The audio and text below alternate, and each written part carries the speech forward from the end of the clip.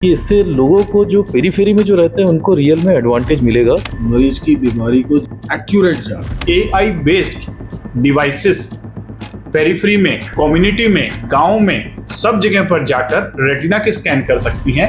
मैं ICU patients को पूरा का पूरा रोबोट डील कर रहा था। सरल सुविधाजनक हो सकता है पर सस्ता नहीं हो पाएगा। यानी हर पेशेंट में कीमोथेरेपी देने की जरूरत ना पड़े। इनमें आर्टिफिशियल इंटेलिजेंस हमें बहुत मदद कर रहा है। जो AI है एक क्रांतिकारी कदम है। अक्सर लोगों को यही नहीं पता होता कि घर ले जाके करना क्या है पेशेंट को। होम आईसीयू जैसी चीज जो है वो प्रचलित होगी। कुछ मामलों में एक औसत आदमी एक औसत डॉक्टर से ज्यादा बेहतर है। बिना बायोप्सी किए हम स्किन के जो चेंजेज हैं उनको देख सकते हैं। इसको फ्रेंड बना के इसके साथ चल के अपनी स्पीड बढ़ाने की जरूरत है। भी आर्टिफिशियल इंटेलिजेंस से प्रिडिक्ट किया जा सकता है कि उनमें ये वाला कैंसर होने के चांसेस कितने हो सकते हैं। तो हो सकता है ये जो आर्टिफिशियल इंटेलिजेंस है एज ए डॉक्टर्स असिस्टेंट बन के काम कर सके।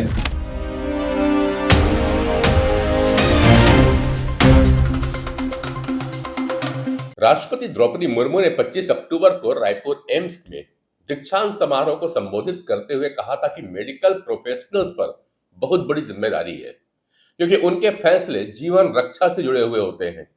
उन्होंने यह उम्मीद भी जताई कि मेडिकल सेंटर्स के प्रोफेशनल्स 2047 तक देश को विकसित भारत बनाने के संकल्प को साकार करने में निर्णायक भूमिका निभाएंगे। उन्होंने कहा कि स्वास्थ्य सेवा क्षेत्र में टेक्नोलॉजी का इस्तेमाल लगातार बढ़ता जा रहा है। हम ऐसे दौर से गुजर रहे हैं जिसमें आधुनिक तकनीकें मानव जीवन को तेजी से प्रभावित कर रही हैं। दूर दराज के इलाकों में रहने वाले लोगों के कल्याण के लिए ऐसी तकनीकों का इस्तेमाल किया जा सकता है। नमस्कार, मैं हूं नरेंद्र पांडे। लाइफ वर्सिटी के हेल्थ बुलेटिन में आपका स्वागत है। जब आधुनिक तकनीकों की बात हो रही हो तो आर्टिफिशियल इंटेलिजेंस की बात करना लाजिमी हो जाता है। आज के दौर में जब हमारे प्रत्येक क्षेत्र में AI टूल्स खिलौने बन चुके हैं, चैट जीपीटी एवं इमेज तथा वीडियो से जुड़े दूसरे संसाधन वर्चुअल रियलिटी का निर्माण कर रहे हैं, तो दूसरी तरफ हेल्थ केयर में AI की तकनीकी शरीर की गहराइयों तक जाकर शरीर के बारे में कई भरोसेमंद भविष्यवाणियां कर रहा है। मसलन, आपको कैंसर होने का अंदेशा कितना है, दिल का दौरा पड़ने अथवा पैरालिसिस होने का खतरा कितना है, अगर आप डायबिटीज या ब्लड प्रेशर जैसी बीमारियों में फंसेंगे या नहीं, या फिर भविष्य में आपको ग्लूकोमा या डिमेंशिया का खतरा तो नहीं होने वाला, भविष्य में आपको किसी फूड या किसी पदार्थ से एलर्जी तो नहीं होगी। यह सब आपके लिए बहुत मायने रखता है। सोचिए जरा, कितना अच्छा हो कि यदि कोई पहले से बता दे कि भविष्य में आपको कौन सी बीमारी होने की प्रबल आशंका है और आप समय रहते ऐसे कदम उठा लें कि वह संभावित बीमारी आपके अंदर उत्पन्न ही ना हो। कितना अच्छा हो जाए। मेडिकल की भाषा में इसे प्रेडिक्टिव हेल्थ केयर कहा जाता है, अर्थात भविष्य में होने वाली बीमारियों की खबर देने वाली एक सिस्टम जिसकी चाबी आर्टिफिशियल इंटेलिजेंस, सामान्य भाषा में जिसे AI कहा जाता है, के पास है। हमारे जीवन के कई क्षेत्रों में पैठ बनाने के बाद अब आर्टिफिशियल इंटेलिजेंस स्वास्थ्य सेवाओं में भी प्रवेश कर रहा है। इसका प्रयोग वेस्टर्न कंट्रियों में जमकर हो गया और अब धीरे धीरे भारत में भी इसका पदार्पण होने वाला है। भारत में हेल्थ केयर के क्षेत्र में AI की मदद चिकित्सा सेवाओं को अधिक सुलभ, सटीक और प्रभावी बनने की दिशा में एक महत्वपूर्ण कदम हो सकता है। क्या कहते हैं छत्तीसगढ़ के स्वास्थ्य मंत्री श्याम बिहारी जायसवाल इसके ऊपर, सुनिए। देखिए, किसी भी क्षेत्र में जब नई टेक्नोलॉजी आती है तो जनता के लिए, समाज के लिए, प्रदेश के लिए, देश के लिए उपयोगी कारगर होता है। और स्वास्थ्य एक ऐसी सेक्टर है कि यहाँ तो नित्य नए सुविधाओं की खोज की आवश्यकता भी होती है और क्रियान्वयन की भी आवश्यकता होती है। और ऐसे में जो AI टेक्नोलॉजी है, जिससे टेलीपैथी, टेलीमेडिसिन और यहाँ तक कि जो दूरस्थ अंचल में जहाँ पे कोई कम्युनिकेशन के साधन नहीं है या कमज़ोर स्थिति में है, डॉक्टर्स उपस्थित नहीं हैं या हमारे पास उस क्षेत्रों में विशेषज्ञ नहीं हैं, तो ऐसे में इस तकनीकी का उपयोग बहुत प्रभावी हो सकता है। कि हमारे कई ऐसे हॉस्पिटलों में हमने इस तकनीकी का उपयोग भी शुरुआती दौर पर प्रारंभ कर दिया है और आने वाले समय में इस टेक्नोलॉजी का उपयोग ज़्यादा से ज़्यादा होगा। और जब ये टेक्नोलॉजी पूरी तरह से सभी क्षेत्रों में लागू हो जाएगा तो निश्चित रूप से एक बड़ा हमारे देश के लिए और प्रदेश के लिए अच्छा होगा। स्वास्थ्य मंत्री ने ठीक ही कहा है कि अगर आर्टिफिशियल इंटेलिजेंस का उपयोग भारत के स्वास्थ्य क्षेत्र में किया जाएगा तो दूर दराज के क्षेत्रों में इसका लाभ जरूर पहुंचेगा। छत्तीसगढ़ के स्वास्थ्य सेवाओं में एआई का उपयोग कितना कारगर होगा, इस विषय पर मैंने रायपुर के कई वरिष्ठ चिकित्सकों से बातचीत की। इस संदर्भ में मैंने डॉक्टर देवेंद्र नायक, जो कि लैप्रोस्कोपिक एवं रोबोटिक सर्जन है, श्री बालाजी हॉस्पिटल के आप डायरेक्टर हैं, से उनके अनुभव जाना। डॉक्टर नायक ने कहा कि एआई के आ जाने से सबसे अधिक फायदा हमें आईसीयू में होगा। छत्तीसगढ़ की लगभग आधी जनता जो है वो जो है बस्तर, सरगुजा और ऐसे दूरस्थ एरिया में रहती है जो कि अभी अनअप्रोचेबल है यदि हम टर्सरी केयर सेंटर की बात करें तो इसमें ये होगा कि हम यहाँ से हम वहाँ पर हम एक सर्जरी परफॉर्म कर सकते हैं। लोगों को दूर आने की जरूरत नहीं पड़ेगी और उनको भी बहुत अच्छी सुविधाएं मिलेंगी। दूसरा, यदि हम ये आपने बहुत अच्छा चीज़ पूछा, क्योंकि इससे लोगों को जो पेरीफेरी में जो रहते हैं उनको रियल में एडवांटेज मिलेगा कि यदि एआई और रोबोटिक और जो एडवांसमेंट आते हैं, टेलीमेडिसिन आते हैं, इसमें से तो रहेगा ही रहेगा। इसके अलावा रोबोटिक का जो दूसरा जो रोबोटिक और एआई यदि आता है तो उसका जो दूसरा इम्पैक्ट पड़ेगा वो आएगा आपका आईसीयू केयर में। क्योंकि मैंने देखिए ये सब चीज़ों में south Korea, Japan, USA, UK काफ़ी आगे चल रहे हैं। अभी मैंने जस्ट 1-1.5 साल पहले कॉन्फ्रेंस अटेंड किया हुआ था क्रिटिकल केयर का इंडोनेशिया में, और वहाँ पे उन्होंने एक मॉडल रखा था रोबोटिक का कि जिसमें आईसीयू पेशेंट्स को पूरा का पूरा रोबोट डील कर रहा था। रोबोट जो है वो इंटीग्रेटेड सिस्टम था जिसमें कि इको, ईसीजी, इसके अलावा मॉनिटर जो 12 parameter monitor along with ABG machine, और उसके बाद में बेसिक इन्वेस्टिगेशंस थे उसमें। तो इस समय मरीज की जो कंडीशन रहती है काफ़ी क्रिटिकल रहती है। कभी एसिड बढ़ जाता है, कभी हार्ट रेट बढ़ जाता है, कभी हार्ट रेट डाउन हो जाता है। इनफैक्ट सीपीआर मॉड्यूल्स भी उसमें था। तो ये सब चीज़ जो था वो रोबोट मेंटेन कर रहा था उसको। तो अभी ये चीज़ अभी तो आई नहीं है क्योंकि इसको एफडीए अप्रूव्ड लगता है, काफ़ी लगता है, बट ये भी सिस्टम चल रहा है कि आईसीयू जो है वो पूरा रोबोटिक असिस्टेड आईसीयू हो जाएगा। होम आईसीयू जैसी चीज़ जो है वो प्रचलित होगी, क्योंकि आपका एक जो है एक जो क्रिटिकल इल पेशेंट्स रहते हैं जो काफ़ी ज़्यादा इमिसिएटेड रहते हैं, ये लंबे बीमारी से रहते हैं, जिनको कि बहुत समय तक आप हॉस्पिटल में नहीं रख सकते, लाइक कैंसर हो गया या न्यूरो का हो गया या पैरालिसिस वाले पेशेंट होते हैं। इनके लिए होम केयर में तो होम आईसीयू करके एक नया कॉन्सेप्ट आने वाला है यदि ये एआई और रोबोटिक असिस्टेड आती है तो, और ये काफ़ी हेल्पफुल रहेगा। एआई सिस्टम हो गया, रोबोटिक सिस्टम हो गया, आपकी टेलीमेडिसिन हो गई, ये सब चीज़ों के कॉम्बिनेशन से दूरस्थ एरिया के पेशेंट्स को फ़ायदा होगा।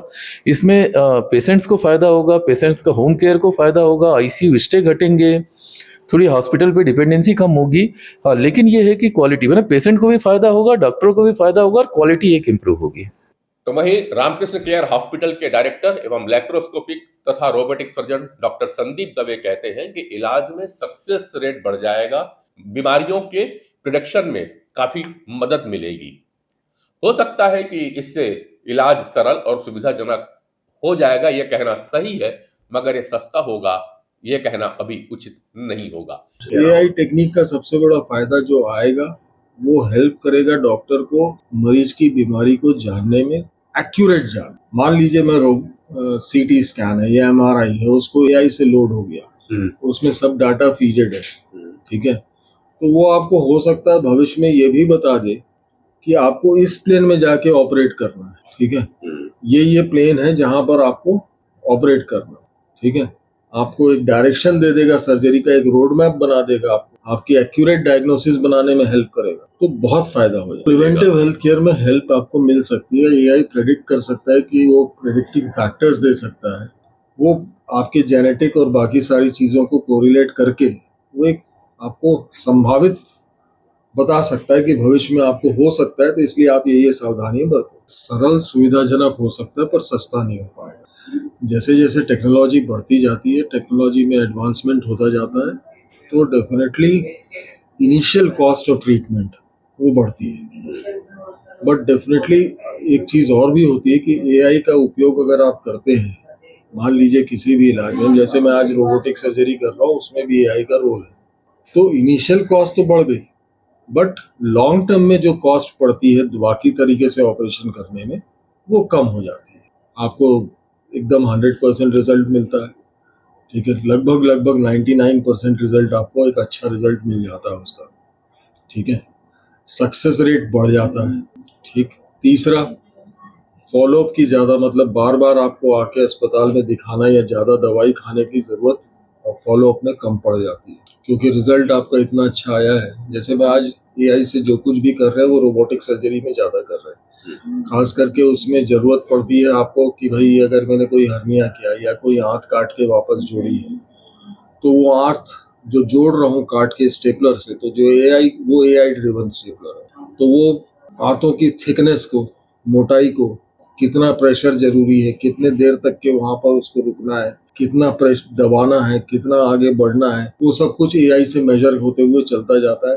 तो जो जोड़ जुड़ेगा वो एक अच्छा जोड़ जुड़ेगा, ठीक है, मजबूत रहेगा, और मजबूत रहेगा तो लीक के चांसेस कम है। लीक नहीं होगा तो डेफिनेटली सेकेंड सर्जरी या कोई और कॉम्प्लिकेशंस के चांसेस कम हो जाए। कॉम्प्लिकेशंस कम हो गए तो डेफिनेटली स्टे कम हो गया। रायपुर के जाने माने नेत्र रोग विशेषज्ञ डॉक्टर अनिल गुप्ता, जो कि श्री गणेश विनायक आई हॉस्पिटल रायपुर के डायरेक्टर हैं, कहते हैं कि डायबिटिक रेटिनोपैथी के सटीक इलाज में एआई के आने से बहुत फायदा मिलेगा। एआई का पर्टिकुलरली अगर मैं अपनी ब्रांच को लेकर बात करूं, ऑप्थेल्मोलॉजी, आई डिपार्टमेंट में क्या रोल हो सकता है। सबसे बड़ी बात कि अर्ली डिटेक्शन ऑफ डिजीजेस, जहां प्रिवेंशन की बात आती है और अर्ली डिटेक्शन ऑफ डिजीज की बात आती है, तो यहां पर डायबिटिक रेटिनोपैथी जो एक सबसे बड़ी प्रॉब्लम है आज इंडिया की, और इंडिया की नहीं कहें तो पूरे विश्व की, तो ऐसे में एआई बेस्ड डिवाइसेस पेरिफेरी में, कम्युनिटी में, गांव में, सब जगह पर जाकर रेटिना के स्कैन कर सकती हैं, और एआई से ही उनकी स्क्रीनिंग से अर्ली पता लगाया जा सकता है कि डायबिटिक रेटिनोपैथी की शुरुआत हो गई है या अभी नहीं हुई है, और अगर हो गई है तो कौन से स्टेज में है। ऑप्थेल्मोलॉजी के अंदर आज एआई बेस्ड सॉफ्टवेयर्स आ गए हैं जिससे हम कैटरेक्ट के अंदर और प्रिसाइज ऑपरेशन कर सकते हैं। सबसे पहले उसमें आईओएल कैलकुलेशन, जो लेंस का नंबर होता है, जो इंट्राओकुलर लेंस हमें इम्प्लांट करना है, उसका exact specific calculation, accurate calculation AI की मदद से और अच्छा हो गया है। दूसरा, प्रिसीजन, हमें इंसिजन कहाँ देना है, कितना इंसिजन देना है, कौन सी पोजीशन पे एस्टिग्मेटिज्म सबसे कम आएगा, और intraoperative ease AI model की वजह से बढ़ गया है। आज की डेट पे एआई बेस्ड ऐसे सिमुलेशन मॉडल आ चुके हैं कि हम कंप्यूटर की मदद से, हमें ऐसा लगता है कि 3D मॉडल हमें मिल गया है और मैं आई के अंदर ऑपरेशन कर रहा हूं, तो लर्निंग बहुत अच्छी हो गई है। तो वो जो एक फील होता था आई का, जो हमें गॉड्स आई में करना पड़ता था, आज एआई बेस्ड सिमुलेशन मॉडल बिल्कुल रियल आई की तरह हम एक सर्जन को फील करवाते हैं, और उससे लर्निंग लेवल बहुत अच्छे से रिफाइन हुआ है। प्रसिद्ध रोबोटिक कैंसर सर्जन डॉक्टर अर्पण चतुर्मोहता, जो कि सीबीसीसी यूएसए कैंसर हॉस्पिटल रायपुर में अपनी सेवाएं देते हैं, कहते हैं कि कैंसर होने की संभावना का एआई के आने से सटीकता का पता चल जाएगा। नो डाउट आर्टिफिशियल इंटेलिजेंस से मेडिकल साइंस एक नई ऊंचाइयों को छुएगा, इसमें कहीं कोई शक नहीं है। स्पेशली मैं जैसा कि कैंसर सर्जन हूँ, तो इस बेस में मैं बताऊँ तो हमारे डायग्नोसिस में जैसे पेट स्कैन हो गया, सीटी स्कैन हो गया, एमआरआई हो गया, इनमें भी आर्टिफिशियल इंटेलिजेंस का बहुत ज़्यादा इंपॉर्टेंस है। इवन कई इनमें अभी नए सॉफ्टवेयर आए हैं, नए वे से क्या होता है कि एमआरआई, सीटी, पेट स्कैन की एक डेमो बनता है और वो हमारे रोबोट्स में रेप्लिकेट होता है, जिससे हमारा प्रिसीजन जो है, परफेक्शन जो है, वो बहुत ज़्यादा बढ़ जाता है। आर्टिफिशियल इंटेलिजेंस जैसे हमारे इसमें कैन असिस्ट नाम के टेस्ट हैं, ऑन्कोटाइप DX हैं, जैसे कि प्रोसिग्ना है, ये सब एक एडवांस टेस्ट है जो ब्रेस्ट कैंसर्स में यूज़ होते हैं, जिनमें हम कीमोथेरेपी से उन्हें फ़ायदा है कि नहीं है, यानी हर पेशेंट में कीमोथेरेपी देने की ज़रूरत ना पड़े, इनमें आर्टिफिशियल इंटेलिजेंस हमें बहुत मदद कर रहा है। दूसरा देखा जाए कि जैसे अगर हेरिडिटरी लाइन बनाई जाती है कि किसी व्यक्ति के माता को, पिता को, या मामा को, नाना को, दादा को, मासी को, बुआ को, किसी को भी कोई कैंसर्स हुए हैं, तो उनका एक चार्ट होता है, वो डाटा है जैसे आपको पता, तो उन डाटा को देखते हुए हम लोग ये पता लगा सकते हैं कि इसमें कितने % चांस है कि इस व्यक्ति में कैंसर आ सकता है कि नहीं आ सकता है। नो डाउट इनमें जेनेटिक टेस्ट हमें बहुत ज़्यादा हेल्प करते हैं,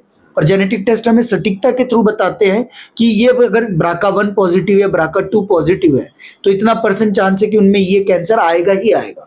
पर कई बार कई जेनेटिक टेस्ट निगेटिव भी रहते हैं और कई बार फैमिली हिस्ट्री में ट्यूमर्स चलते रहते हैं कि हमने कई सारे जेनेटिक टेस्ट कराया और उनमें वो निगेटिव आए, पर उनके माताजी, पिताजी या दादा नाना के परिवार में 3-4 लोगों को कैंसर है, तो उसमें भी आर्टिफिशियल इंटेलिजेंस से प्रिडिक्ट किया जा सकता है कि उनमें ये वाला कैंसर होने के चांसेस कितने हो सकते हैं। तो प्रसिद्ध डायबिटोलॉजिस्ट एवं डायरेक्टर गुडविल हॉस्पिटल रायपुर के डॉक्टर सत्यजीत कहते हैं कि एक्यूरेट डायग्नोसिस और डिसीजन लेने में हमें मदद मिलेगी।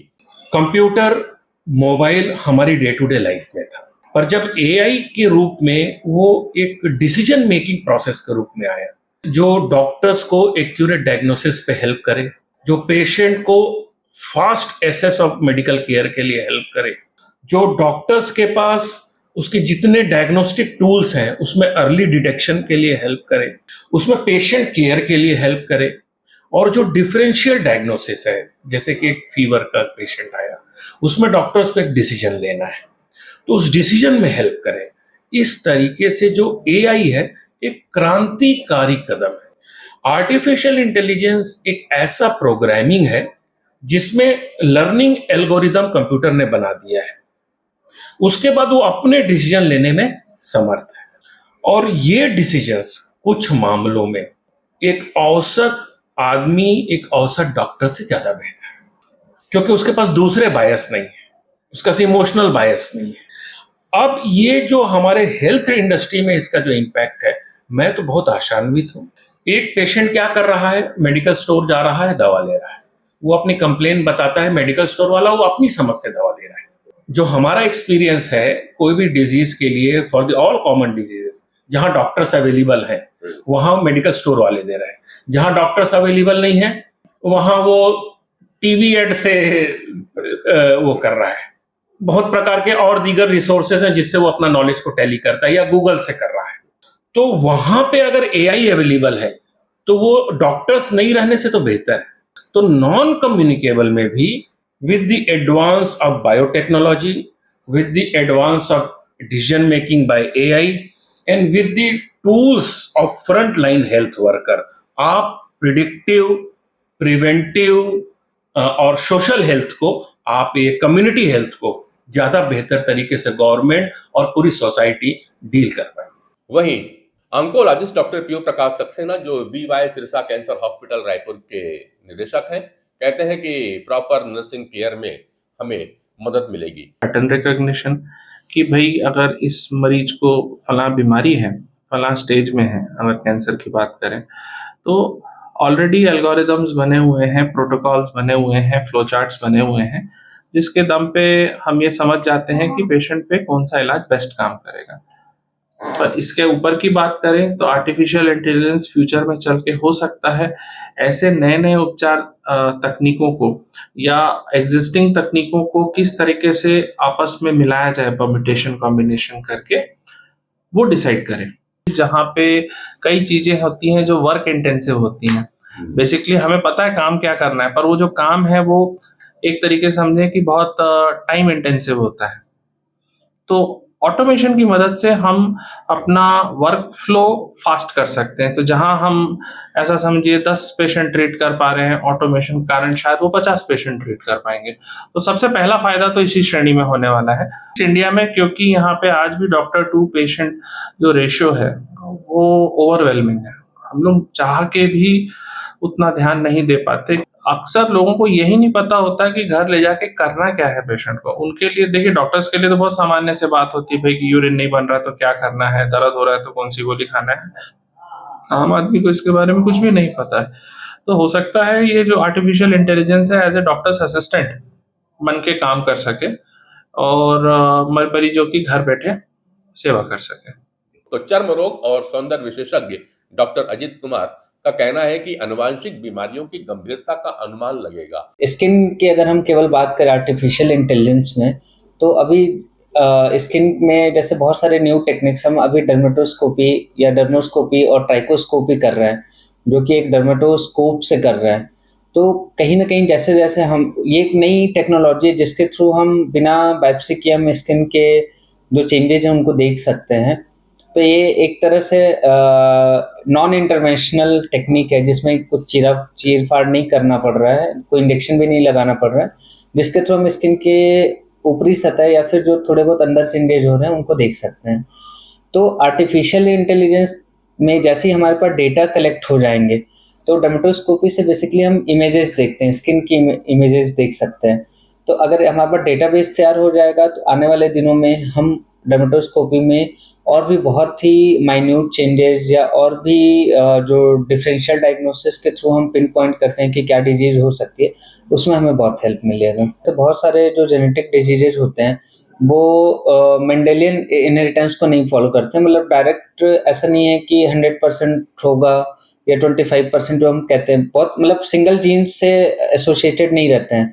तो जहाँ मल्टीपल एलील एसोसिएटेड जो जेनेटिक डिजीज होते हैं, उसमें अगर हमारे पास डेटा रहे तो हम प्रॉपर एल्गोरिदम अगर हमें मिल जाएगा या एल्गोरिदम हमने बना लिया कि हाँ, तो हम ये प्रेडिक्ट कर सकते हैं कि कितनी सीवियरिटी होगी आगे, जो हमारे जो प्रोजेनीज होंगे, जो हमारे सिबलिंग्स होंगे, उनमें कितने % चांसेज होंगे, ये सीवियरिटी कैसे होगा। तो हम ये आर्टिफिशियल इंटेलिजेंस से सटीक आइडिया लगा सकते हैं या सटीक हमें एक अनुमान लग जाएगा कि जो नेक्स्ट हमारी जनरेशन होगी उसमें डिजीज होने की संभावना कितनी होगी या सीवियरिटी कितनी होगी। वहीं Shri Ram imaging and diagnostic centre Raipur के डॉक्टर आनंद बंसल कहते हैं कि एआई के आने से डायग्नोस्टिक स्मार्ट हो जाएगी। दूरस्थ एरियाज है, ग्रामीण एरिया है, वहां पर मशीनें तो अप्लाई की जा सकती है, बट डॉक्टर्स की अवेलेबिलिटी हम लोग इंश्योर नहीं कर पाते हैं। सपोज कोई पेशेंट हेड इंजरी का है, उसका सीटी स्कैन आज पेरीफेरी में पॉसिबल है, लेकिन उसकी रिपोर्ट तुरंत हो पाना डिफिकल्ट होती है। तो हम क्या होता है, जैसे हमने एल्गोरिदम लगा के सीटी स्कैन को रीड किया, उसमें हमें पता चला कि हेमरेज है, ब्लीड है, तो हम उससे ये डिटेक्ट कर सकते हैं कि उसको अर्जेंटली ऑपरेशन के लिए शिफ्ट करने की जरूरत है कि नहीं। वो आधी रात को भी स्कैन करके हमें आइडिया लग सकता है। तो ये हमको कहीं ना कहीं हेल्प करेंगे। तो एक हुआ सीटी स्कैन में हेमरेज की बात। एक जैसे ईसीजी आज के टाइम में होती है, पेरीफेरी में ईसीजी किया तो ईसीजी ऑटो प्रेडिक्ट करके बता देते हैं कि आपको हार्ट अटैक है, धड़कन में प्रॉब्लम है, आप तुरंत कार्डियोलॉजिस्ट से ओपिनियन लें। तो वो आपको गाइड करते हैं कि आप कार्डियोलॉजिस्ट से मिलकर ट्रीटमेंट लें, ना कि वो मशीन ही आपको ट्रीट कर देती है। तो मशीन आपको हेल्प करती है, गाइड करने के लिए है।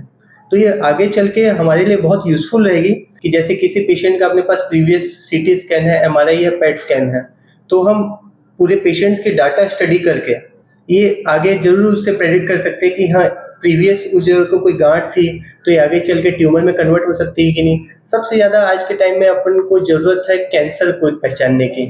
तो कैंसर किसी भी एक गांठ रातों रात नहीं बनती। कोई भी गांठ बहुत एक छोटा सा पहले नोड्यूल बनता है जो सब सेंटीमीट्रिक होता है, वो धीरे से गांठ में कन्वर्ट होता है जो बड़ा होता है। लेकिन अपन क्या होते हैं, अपन खुद अपनी आंखों से वो छोटी छोटी चीजें नहीं देख सकते जो अपनी आंखों के रिजोल्यूशन के नीचे है, बट कंप्यूटर अपने एल्गोरिदम से वो जो है डेविएशन को डिटेक्ट कर सकता है। तो धीरे धीरे जो रिजोल्यूशन कंप्यूटर्स का भी बढ़ रहा है, कैमरों का भी बढ़ रहा है, और जो एल्गोरिदम जो अपन एआई की बात करते हैं वो भी इम्प्रूव हो रहे हैं। तो वो हो सकता है डेफिनेटली हमारे इंजीनियर्स कुछ काम करें तो उसमें डिटेक्ट कर सकते हैं कि हाँ, ये कंडीशन या फिर ये जो नोड्यूल है फ्यूचर में कैंसर में कन्वर्ट हो सकता है। अब उसका हिस्टोलॉजिकल एनालिसिस और जेनेटिक एनालिसिस तो अभी तक ऐसा पॉसिबल नहीं है, लेकिन अब एआई हर तरफ बढ़ रहा है तो कुछ ना कुछ आगे चल के हमें हेल्प ही मिलेगी इससे। इसको फ्रेंड बना के इसके साथ चल के अपनी स्पीड बढ़ाने की जरूरत है। कुल मिलाकर कहें तो भारत में एआई का स्वास्थ्य के क्षेत्र में बहुत बड़ा भविष्य है। या ऐसे समय आया है जब आधुनिक चिकित्सा विज्ञान के अंदर सोच और रवैया बदल रहा है। आयुर्वेद चिकित्सा प्रणाली में रोकथाम के प्रति अत्यंत प्रबल झुकाव हुआ करता था। ये जीवन यापन और रहन सहन की ऐसी व्यवस्था में गुथी हुई थी जिसका तात्पर्य आरोग्य हासिल करना था, जबकि एलोपैथी ने डायग्नोसिस और इलाज पे जोर दिया। आधुनिक जीवन में जीने की विभिन्न जीवन शैली के कारण व्याधियां और महामारियां उत्पन्न हो रही हैं। अगर इस तकनीक का सही तरीके से उपयोग किया जाता है तो यह न केवल उपचार के तरीकों में सुधार करेगा बल्कि स्वास्थ्य सेवाओं को सुलभ, सस्ता और अधिक प्रभावी बना सकता है। आप अपने कमेंट्स और विचार इस वीडियो को जरूर लिख के भेजिएगा। मिलूंगा फिर किसी नए अंक के साथ में, तब तक नरेंद्र पांडे को इजाजत दीजिए। नमस्कार।